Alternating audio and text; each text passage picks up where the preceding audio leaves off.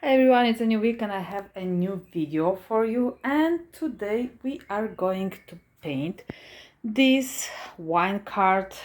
I don't know how to call it, but I have this piece for a very long time. I think it's for a couple of years in my stuff, and I was kind of avoiding it because I was mainly painting bigger pieces of furniture. But now, since I have a full-time job and I don't have so much time, so I thought it's time to give it a makeup. So I have a rough idea of what I want to do with this, but before even starting doing something, I will give it a very good clean, because this piece is very dirty and is full of dust. So let's get started.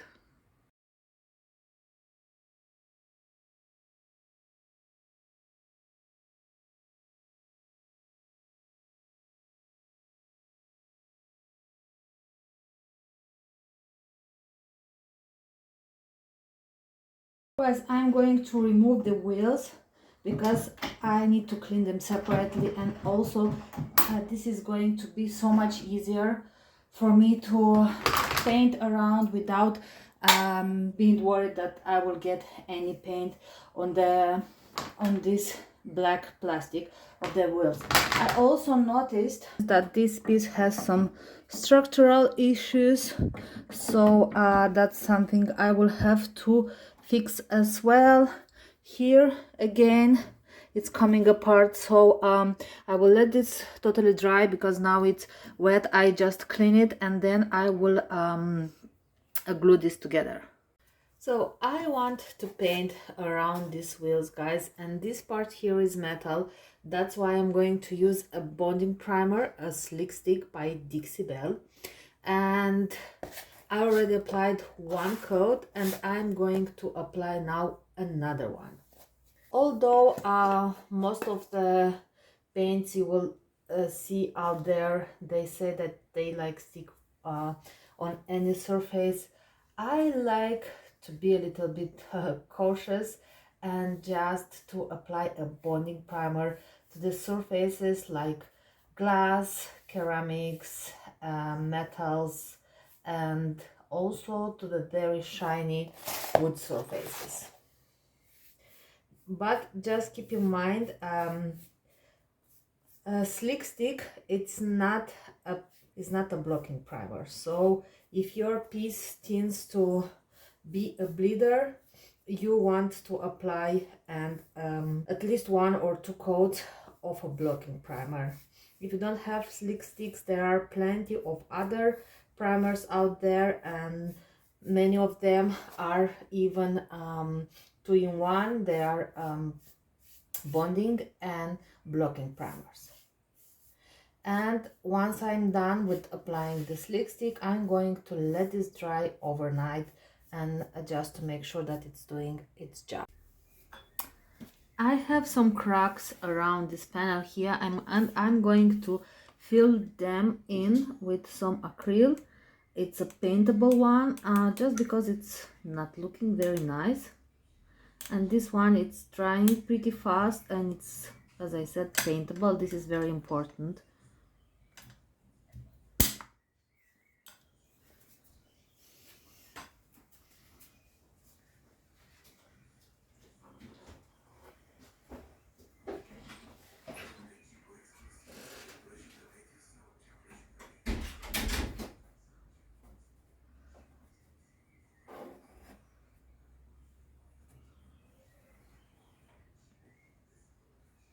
I'm gonna use some baby wipes just to remove the excess. It's very important to remove the excess while your product is still wet. Otherwise, it's very hard to remove it once it's already dry.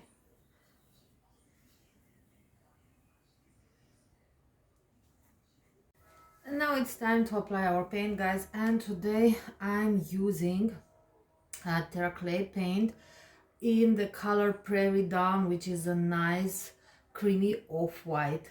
And this paint is just perfect for creating texture and lots of creative finishes. So My idea is to create a lot of texture on this piece, and I'm going to apply my paint in the dabbing motions. And with this paint I'm not using a lot of water, very little, because this is a clay based paint, and once you put water it's going to reactivate like all the coats of paint, so just be aware of this.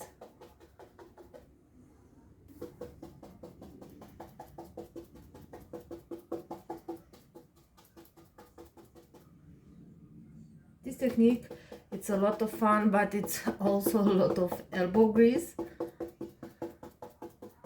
And you also don't want to use some nice brushes, because it's pretty harsh on your brushes. So just keep this in mind. So I decided to add a little bit more of interest to this piece by adding a transfer. And since this transfer is not like big enough to cover the entire plate, I'm gonna to center it. So I measured the distance just to find the midpoint, and also the measurements of the transfer, and I did some small cuts so that they will fit exactly to the lines I traced. And don't worry about these lines, because I will just lightly sand them, and then I will put some paint over. So let's apply our transfer. So first I'm gonna remove the back sheet. I will place my transfer.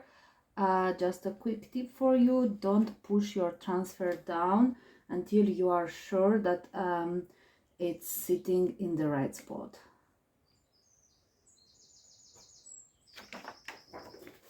So I have my lines traced underneath, and I saw that they are visible through the transfer, so I'm gonna lightly sand them away. And I'm gonna remove all the dust. Now let's place our transfer.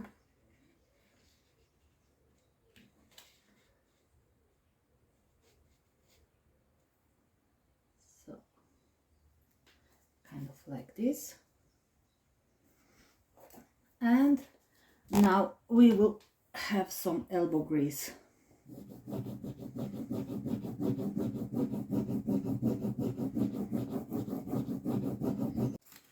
So once you burnish it well, one corner you will start slowly to lift the protection foil. And if you see like your transfer didn't stick good enough to your surface, put the protection foil down and just burnish a little bit more. You have to have patience, because applying a transfer can take a bit of time sometimes. So guys, this was a labor of love, because it took me like about half of an hour to put it down, and my hands are shaking. I was just moving my burnishing stick from one hand to the other hand. Now it's finally done. I'm gonna go over with my hand just to make sure it's nice and adhered. And I have my burnishing pad just to remove the halo around.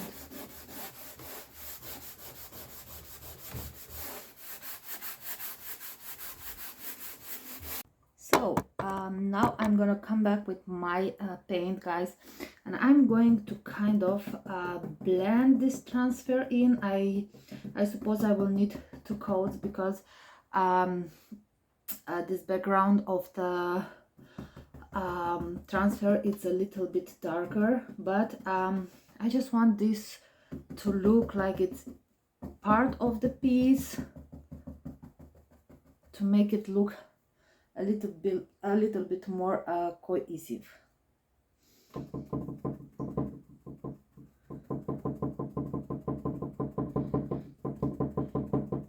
And yes, you can paint over the transfers.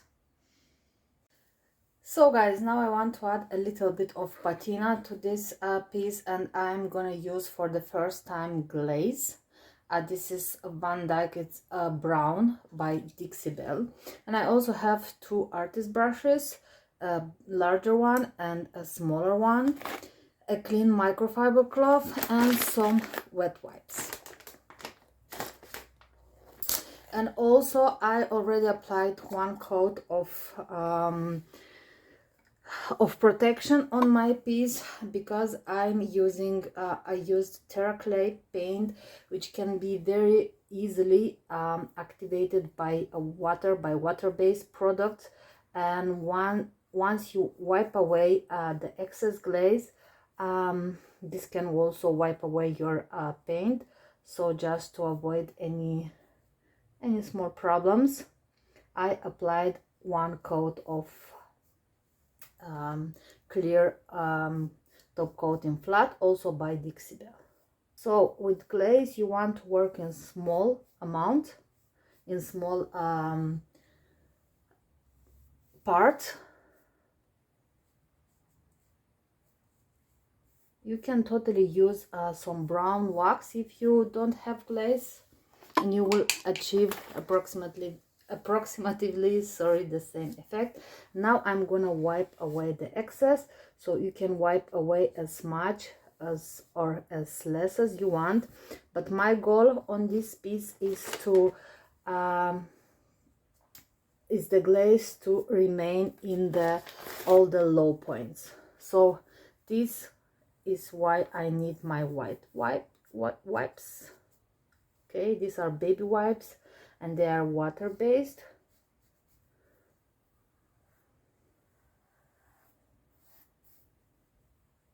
And I'm going to remove any excess where I don't want my glaze. So this product is pretty easy to use, and I have for me it's a little bit less messier than using the brown wax. Now it's final time to apply our top coat, and I'm using a clear top coat in flat by Dixie Belle, and I also use their synthetic brush. It's just perfect for this. And just for your information, guys, I already have 3 coats on the tops, and this is my third one, just because I want some extra protection. The people would put food, drinks here, so I want to make sure that it's well protected.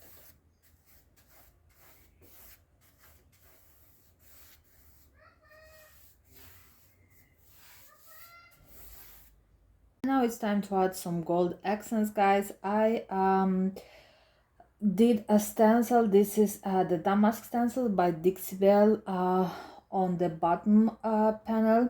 I didn't film this, but I have another video where I use this, and I will link it down below in the description box, just in case you are interested to see how to apply the stencil.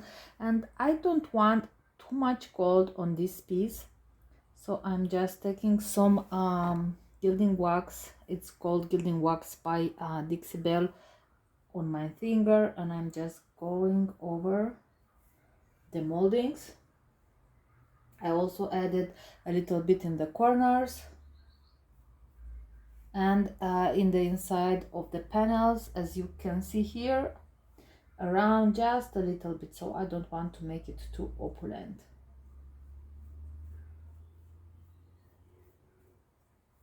And I also will grab my brush, which where I have just a tiny bit of leftover from gold gilding wax, and I will just spread it just a little bit to create like a shimmery effect.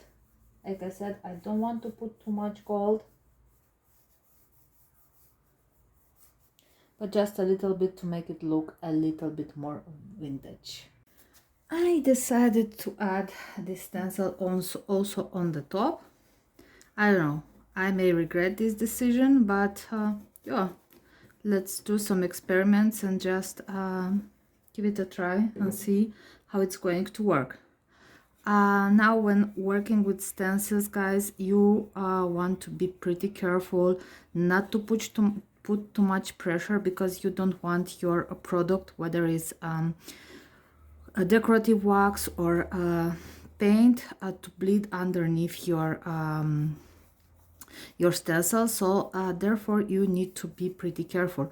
So I will also apply the stencil over my transfer, but over the transfer I will go just with very small amounts of product, because I want it to be faded so that it won't cover entirely my transfer. So once I unload my brush with gold gilding wax on the other areas and I have very little product on my brush, I'm going over the stencil, over the transfer, sorry, because as I said, over the transfer I want to be faded. And we are done here, guys. It was a pretty fun project. I used some different techniques. I used some transfer, I used some stencil, I have some gold, and I love it. So if you guys like it, please give me some thumbs up, leave me a comment below, and don't forget to subscribe. Thank you so much for watching, and I will catch you next time.